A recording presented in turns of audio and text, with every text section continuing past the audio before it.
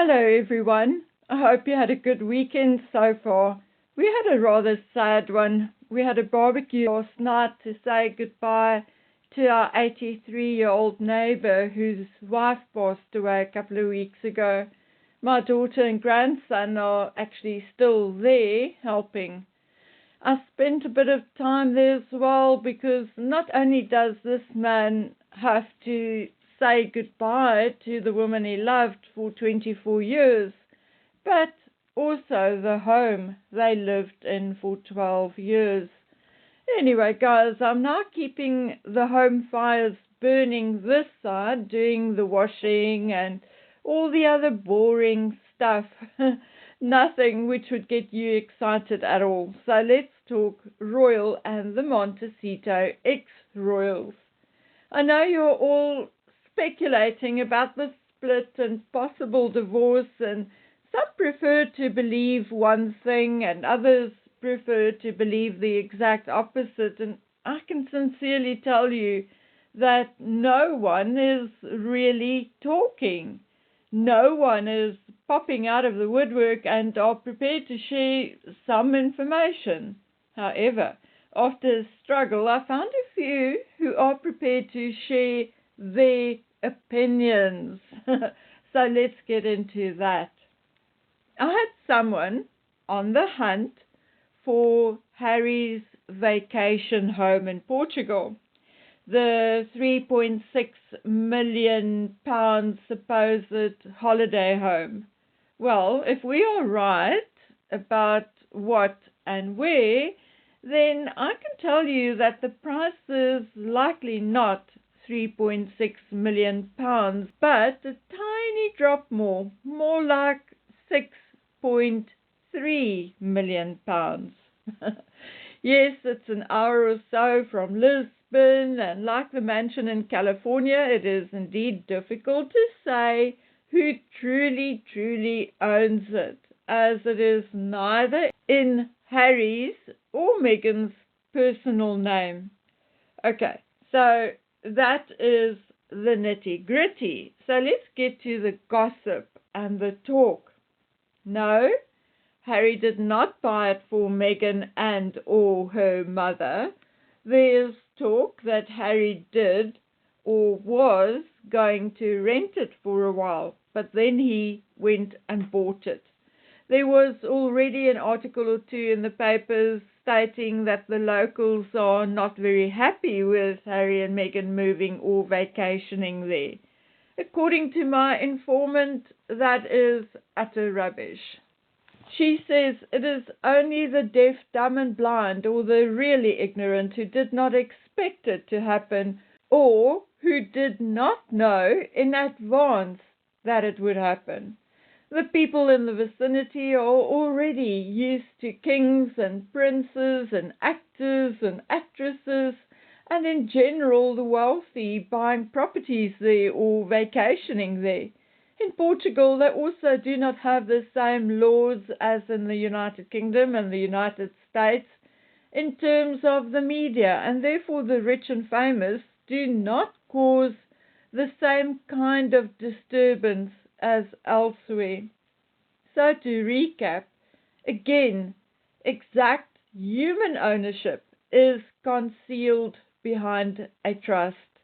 No, it was not bought for Meghan and Doria, and no, the locals are not upset, except maybe one or two for whom it came as a huge surprise and looking for their 5 minutes of fame by talking to the media. But it could also be that journalists are just making up stories.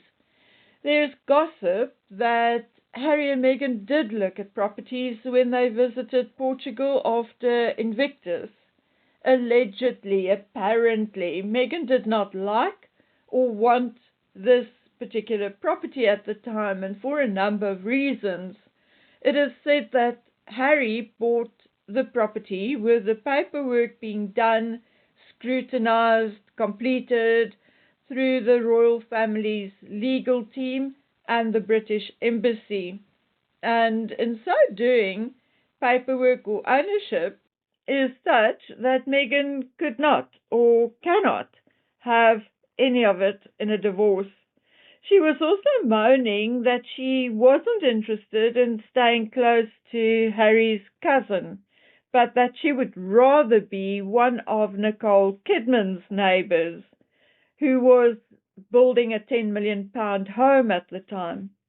For some reason and whatever else, Megan was a little uptight and did not want to stay in the accommodations offered to them, but wanted to return to Lisbon and stay in a five-star hotel.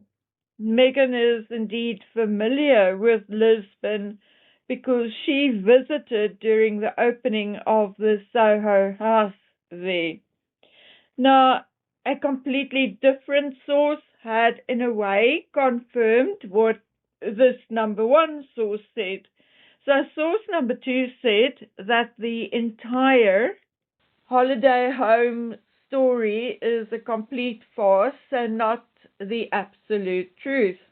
As we all know, the American elections are just around the corner. And like another source said, and I absolutely agree with her, she does not like Trump and is definitely not a fan of him personally.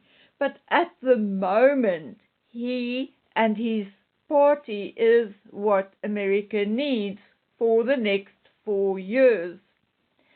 So I think, like this person, many other people think that way.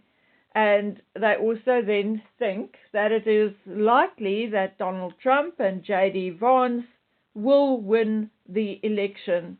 And source number two is of the opinion that Harry bought this property close-ish to his cousin for the day he gets kicked out of the United States. And it is her opinion that if Donald Trump wins, he will deport Harry. It is also her opinion that Meghan will not follow him when he has to leave. It is her opinion that the only circumstances under which Meghan will follow is if there is prosecution for tax evasion. And even then, my source thinks it's unlikely, as it is her opinion that Harry is done with Meghan.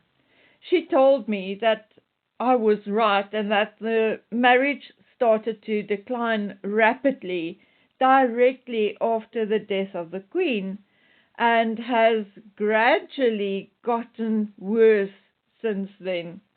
She says there was a huge rift after their return from Colombia. Ever since then, Harry had not been around his Montecito home for more than a day or two, likely to see the children. She says the iciness between Meghan and Harry, from what she was told, is like a rock-solid wall.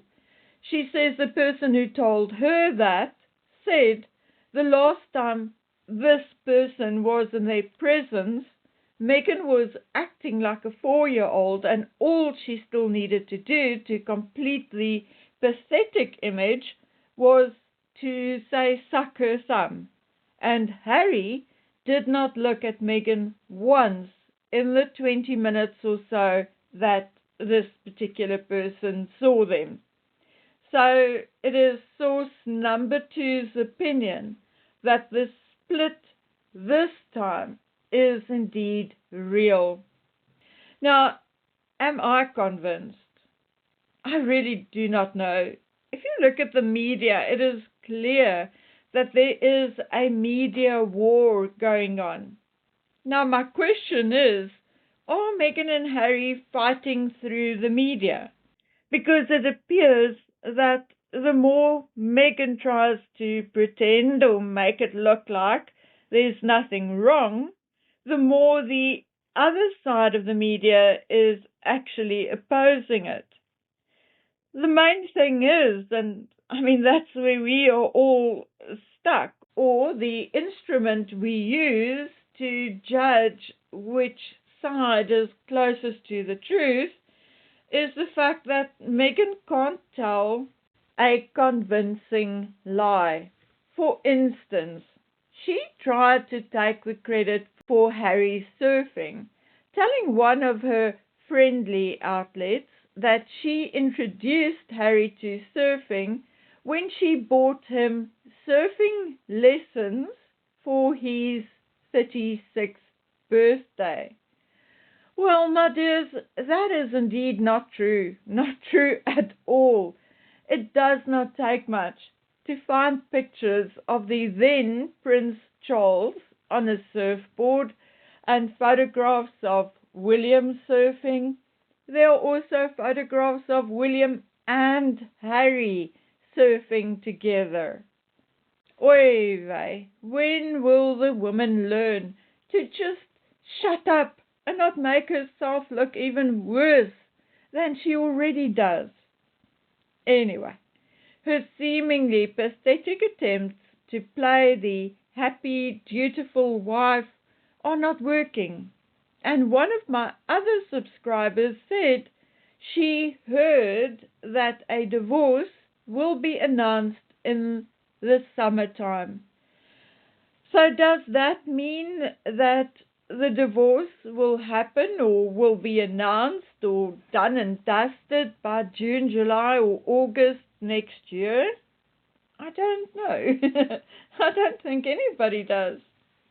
Now, oh gosh, there are about 20, 30 stories about the couple at the moment, each with just a slight different spin. So it is hard to say exactly which one is accurate. One of my contacts also pointed out to me that there is a web summit in Portugal from Monday the 11th of November to Thursday the 14th. So now that he has a home in Portugal, will Harry attend? In my personal opinion, it is very, very likely that Harry will attend because, remember, William's Earthshot Awards will be held in Cape Town on the 6th of November. So, I mean, why would Harry not grab the opportunity to make it into the news? But let's wait and see.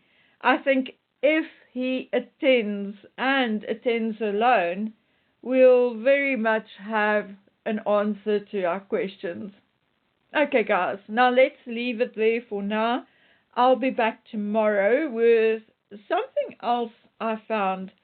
So please take care of yourselves until we meet again on the next one. Bye.